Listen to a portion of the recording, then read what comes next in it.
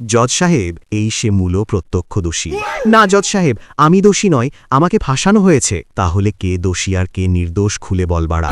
জজ সাহেব, আমি আপনাকে ক্লিয়ার করে দিচ্ছি। হ্যাঁ, তাই করো। আমার আবার গ্যাসের সমস্যা। দেখুন জজ সাহেব, মূলো আর ডিম একসাথে বেড়াতে বেরিয়েছিলেন। বেড়াতে বেড়াতে তারা বাড়া, এত ঘুরিয়ে ফিরিয়ে বলার কি আছে, আসলকা বল না। হ্যাঁ, মূলো আর ডিম এক বাড়া, পেঁচিয়ে পেঁচিয়ে তোমাকে কে উকিল বানিয়েছে বাড়া? আসলটা বলুন, আসলটা।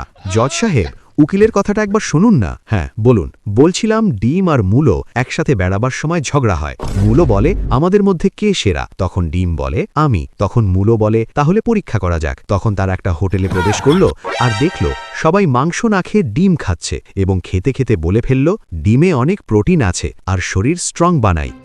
তারপর মূলো বলল, না, এটা হতে পারে না। উকিল সাহেব, কেন এটা হতে পারে না? আসলে সাহেব, এর পরেরটা বলছি। বলুন।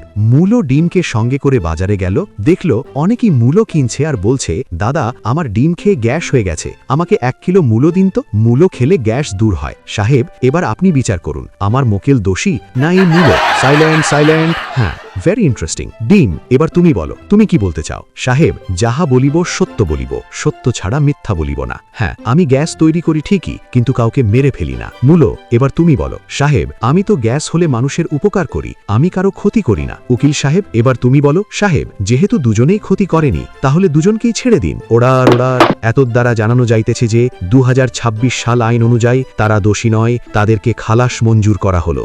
আর তাক্ষণে বাঁচলাম মারা, নয়তো জীবনটা পিছন দিক থেকে বেরিয়ে যাচ্ছিল।